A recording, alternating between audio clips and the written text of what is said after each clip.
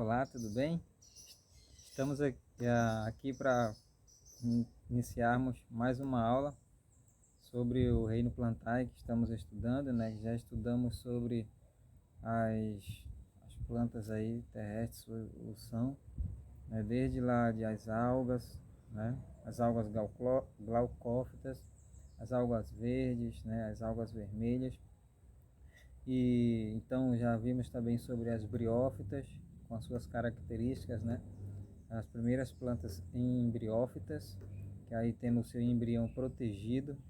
Temos as pteridófitas na sequência, pteridófitas na sequência, né, que foram as primeiras traqueófitas, ou seja, plantas que apresentam vasos condutores, né?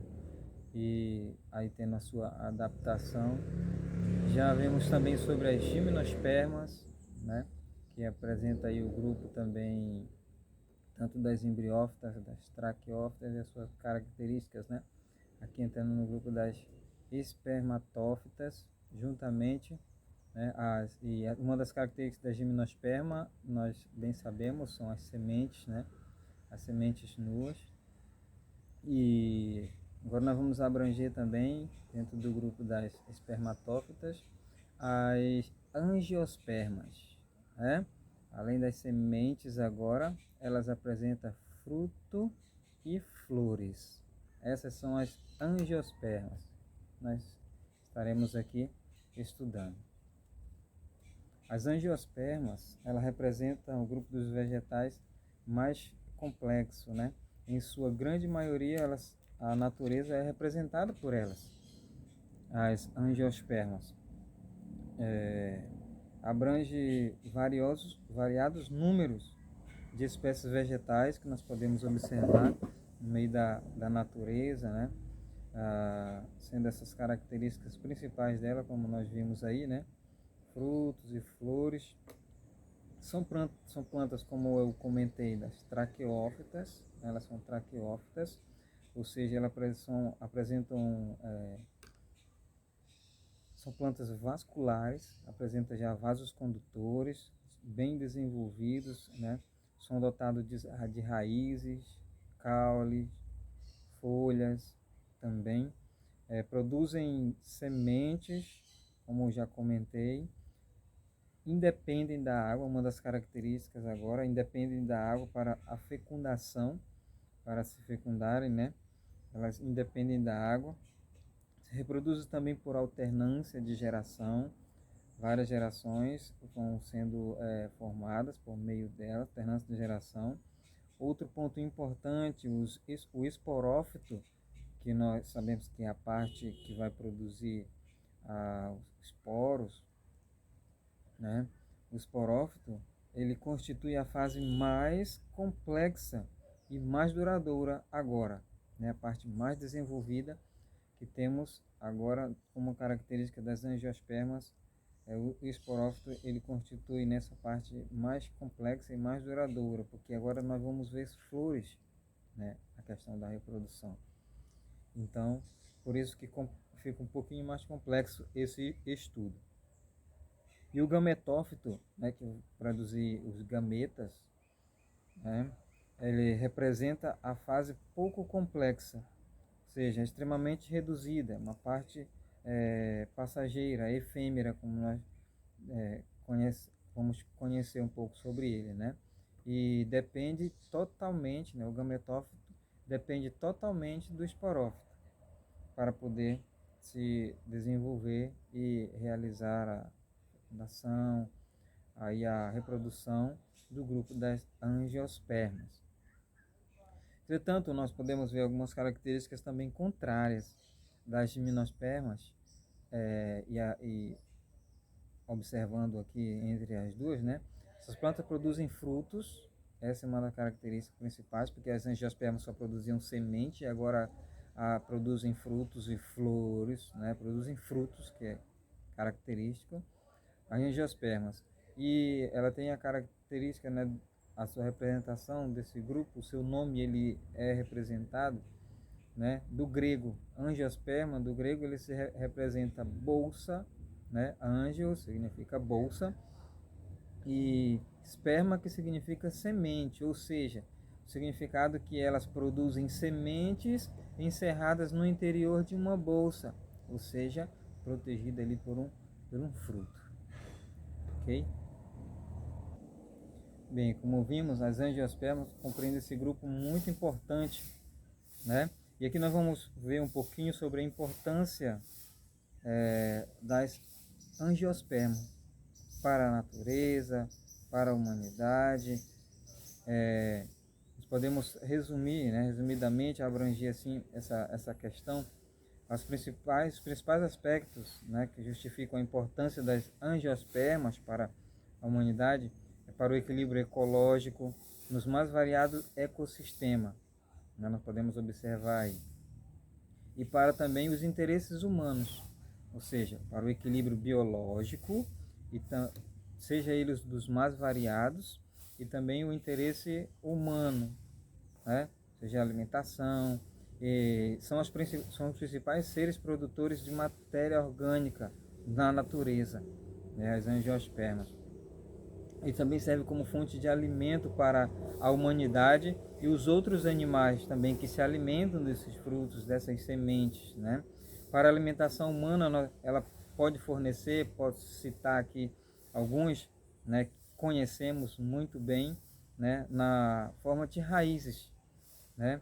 Raízes como cenoura, mandioca, batata, nabo, né? Todas elas são aí para alimentação também animal ou principalmente humana. Os caules também, como cana-de-açúcar, batata inglesa, temos aí essas partes, né? A parte de caules, que pode servir para alimentação. As folhas também conhecemos muito bem naquela hortinha que temos no fundo do quintal, em casa ou na feira, né?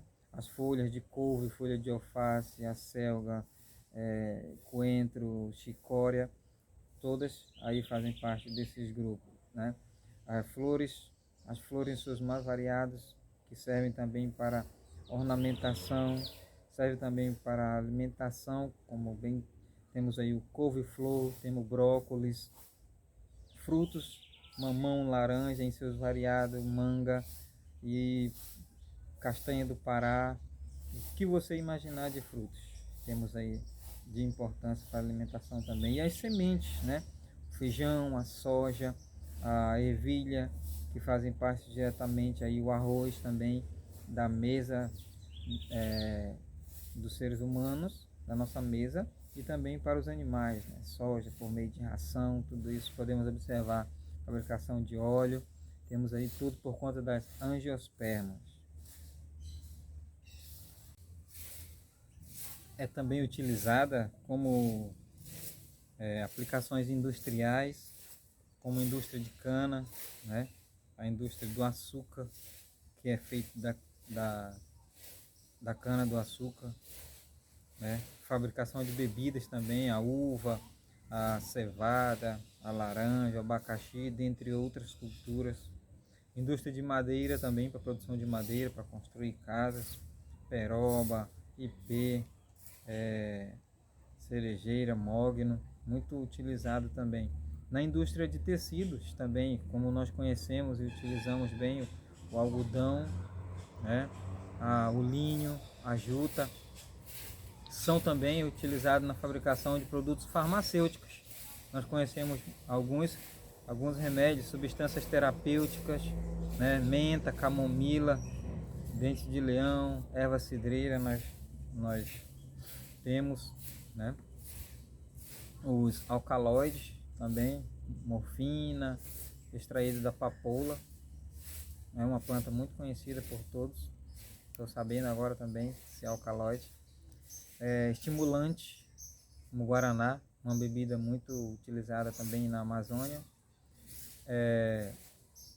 As suas folhagens também são utilizadas como chás, né? Por exemplo, dracena, camomila, e muitos outros, erva cidreira, né? Serve também aí como terapêuticos para utilizado em algumas doenças, né?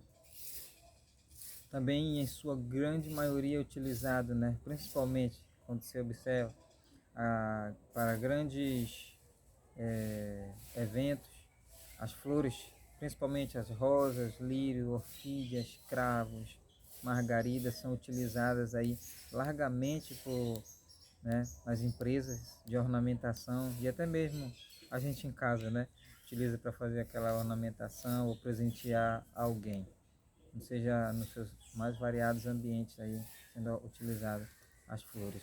Isso aí é a ampla importância das angiospermas para, para nós, para o meio ambiente. Então, vamos conhecer as partes de uma flor completa? Aqui nós temos o pedicelo, tá? Que é o que dá sustentação à flor. Temos aqui o receptáculo, é o que recebe aqui a flor, é o intervalo da flor, tá? Que fica aqui logo, e que temos aqui as sépalas. Esse conjunto de sépala é chamado de cálice, tá? Chamado de cálice. Temos aqui as pétalas, que o conjunto dessas pétalas aqui vão formar a corola. E nesse estilete aqui, né, nós temos aqui logo mais abaixo, que fica aqui no interior, vai ficar o ovário, tá? O ovário da flor, que fica logo aqui, né? Bem no pezinho aqui, não dá para ver muito bem, tá? Fica aqui dentro o ovário, tá? E aqui sobe por dentro desse binho aqui, que é chamado de estilete. E a pontinha logo aqui em cima, meio vermelhinha, né, que você não consegue ver, são chamados de estigma, tá? E todo esse conjunto aqui, ele é chamado de carpelo, que ele é o gineceu, que é o órgão feminino da planta, ok? Mas aqui na pontinha, nós vamos observar o órgão masculino, que é o androceu. Ele é composto aqui, né, chamado também de, esse conjunto é o estame, que é composto pelo filete, essa pontinha bem fininha que você vê aqui, né, que vem trazendo, que vai observando que vai logo para a pontinha aqui, que é chamada de antera. A antera é onde será produzido aqui os grãos de pólen, tá? Para fazer a polinização da outra planta. Então, o filete e a antera, eles são o estame, tá? E todo esse conjunto compõe o órgão masculino, que é o androceu. Tudo bem? Podemos aqui entender, né? Mostrando aqui com essa flor de papoula, para entendermos um pouco as partes de uma flor completa, ok? Então, para entendermos o ciclo de vida das angiospermas, né? O ciclo de vida, o ciclo reprodutivo, nós temos aqui a flor, né? A flor do esporófito maduro, e pegando aqui a parte da antera, onde ela abriga, né? Abriga os microesporócitos, onde vai ocorrer a formação dos grãos de pólen aqui dentro, né? No microesporócito. Então, como é que ocorre a geração do grão de pólen? Pelo processo de meiose, né? Vai gerar os microesporos. A partir desses microesporos, ele passa, né? O microesporo passa pelo processo de mitose e vão formando a célula do tubo e também a célula generativa, que vão estar aqui. E aqui nós temos o grão de pólen, tá? O grão de pólen. Já houve aqui a formação do grão de pólen. Aqui nós vamos ver a parte do gameta feminino, esporo feminino. Então, aqui, pegando aqui o carpelo, né? É composto pelo estigma, o estilete, o ovário, o óvulo. Pegando aqui o óvulo, tá? Aqui no ovário, né? O ovário e o óvulo, nós temos aqui no seu interior o megasporócito, 2N, que vai dar origem aos megásporos, né? Os megásporos. Pelo processo de meiose, temos aqui então que, né, o megasporo, pelo processo de meiose, gera quatro células, quatro poros aqui, quatro megásporos. Esse megásporo, desses quatro, três vão se degenerar, apenas um irá sobreviver, ok? Apenas um ele vai sobreviver. E aqui no processo de polinização, o grão de pólen ele é depositado aqui no estigma. Esse grão de pólen ele vai germinar, vai gerando o tubo polínico, né? O tubo polínico que ele vai até encontrar o interior do óvulo. Mas para entendermos ainda mais, temos aqui, né, o saco embrionário. Esse aqui, o saco embrionário, ele é o gametófito feminino, ok? Ele é o gametófito feminino. Após três divisões mitóticas, ele contém 8 núcleos haploides. 8 núcleos haploides. 1, 2, 3, 4, 5, 6, 7, 8. Ok? No entanto, 7 desses que aqui estão, né, eles irão participar da dupla fecundação, logo mais ali à frente.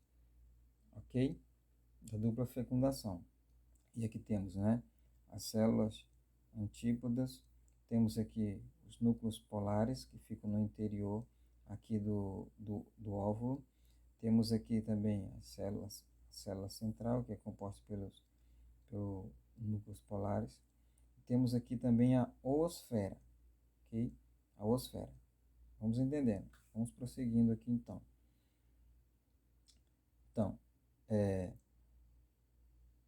entendemos aqui o grão de pólen depositado, então ele vai germinar aqui o tubo polínico, né? O tubo polínico ele cresce em direção ao gametófito, né, feminino, ou seja, o saco embrionário, onde aqui se localiza.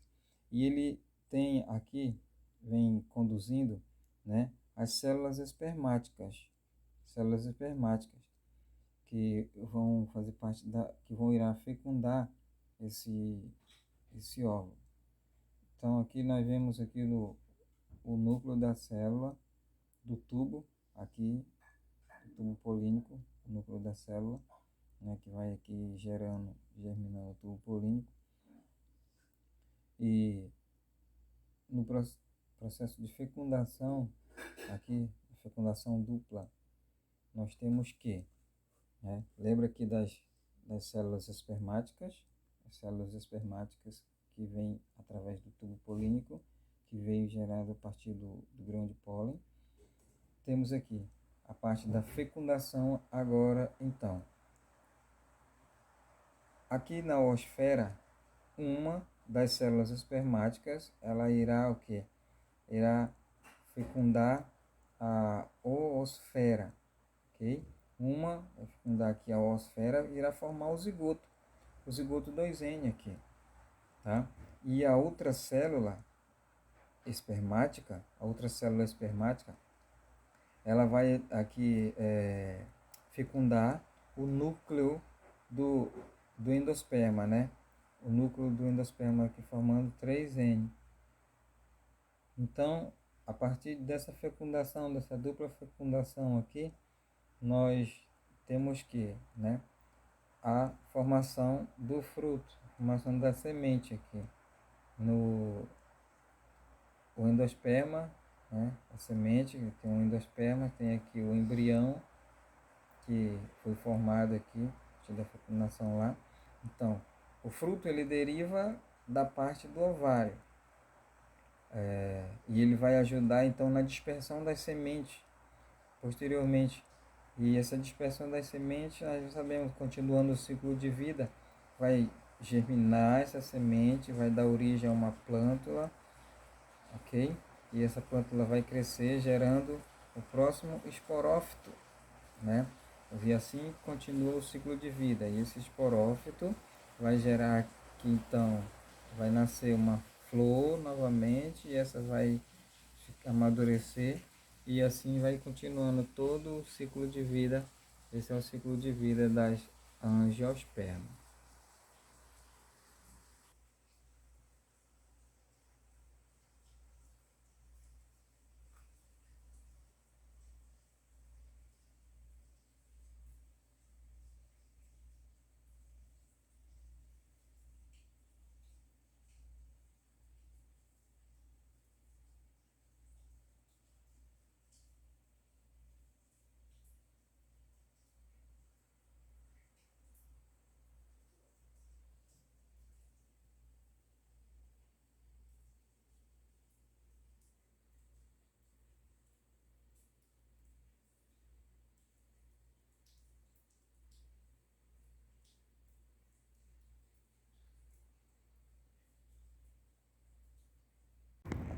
Vamos, vamos conhecer um pouco também como que se dá, como que acontece a polinização, né, dessas flores, dessas plantas, para que elas possam estar se reproduzindo. Temos dois tipos, né, por meio dos agentes abióticos, né, e dos agentes bióticos. Os agentes abióticos, eles são o vento, né, a água, que o vento é a anemofilia, pela água é a hidrofilia, né? Tipo de polinização que leva esses pólen às flores das plantas, para que elas possam ser polinizadas, né? Que ocorra ali uma fecundação e a sua reprodução. Temos os agentes também bióticos, que é representado pelos animais, que é chamado a zoofilia, né? Sendo eles os invertebrados, temos também os vertebrados. Os invertebrados, bem mais conhecidos, são os insetos, os besouros, né? Inclusive aqui tinha um besouro agora há pouco. São esses agentes, né, invertebrados, que fazem essa polinização nas plantas. Temos também as moscas, temos as vespas e as abelhas, bem conhecidas também, né? As borboletas, as mariposas, né? Dentre outros aí nós podemos observar no meio da natureza. Esses são os agentes bióticos invertebrados. E lembrando um pouco sobre os vertebrados, temos aí as aves, né? Por meio das aves, por meio de morcegos e também outros animais que aí tocam essas plantas, as flores delas, né? E dispersam esse pólen, leva de uma flor para outra, para que ocorra a polinização e faça a reprodução das angiospermas. E aqui diante dessa leguminosa, com seus frutos, né, com suas vagens, algumas já secas, vamos falar um pouco sobre a dispersão dos frutos, que elas são feitas por meio do vento, né, como o dente de leão, bem conhecido, né, que são levados para várias distâncias, né. Temos também os ipês, que apresentam uma tipo uma estrutura na semente que dá a capacidade de elas serem dispersadas, né, pelo vento. Também a dispersão feita por animais, né, que se alimentam desses frutos suculentos, né, ou de sementes, e assim dispersam pelo meio ambiente. E também a dispersão que é feita pela própria planta, né? Ela dispersa ali e as plantas nascem ali próximas a elas mesmas. Também feita pelo homem, né, assim, dos animais, que elas pegam e colam nas roupas e vão sendo dispersadas também. São um modo muito bom de dispersão, que são esses tipos que existem, né? De dispersão pela natureza. Então, para entendermos um pouquinho sobre a estrutura, a classificação dos frutos, nós temos que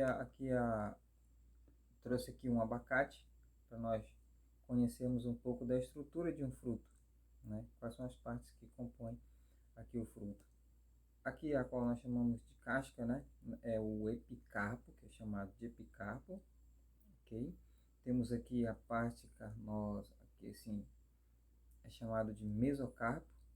E temos o endocarpo, que reveste aqui a semente, aqui por dentro. E aqui nós temos a semente, que é o caroço que nós chamamos, né? E aqui nós temos a parte que segura e apoia, é o pedúnculo, que segura o fruto na árvore, ok? Epicarpo, mesocarpo, endocarpo, e essas três estruturas aqui formam o pericarpo, ok?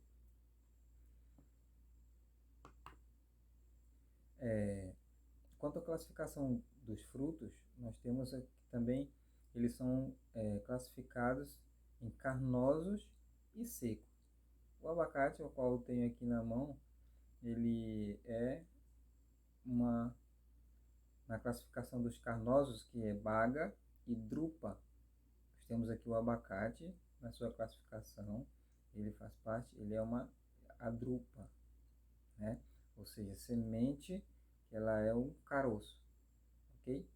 Então nós temos a manga, temos o abacate, aquelas frutas que nós vemos que tem um caroço dentro, elas são do tipo drupa, tá? E temos a outra classificação, que é do tipo baga, ou seja, são sementes livres, ok? Como a melancia, como a laranja, como o mamão, o tomate, ok? Então aí baga e drupa. Drupa, sim, caroço, né? Temos também, esses são os frutos carnosos, que são classificados em baga e drupa.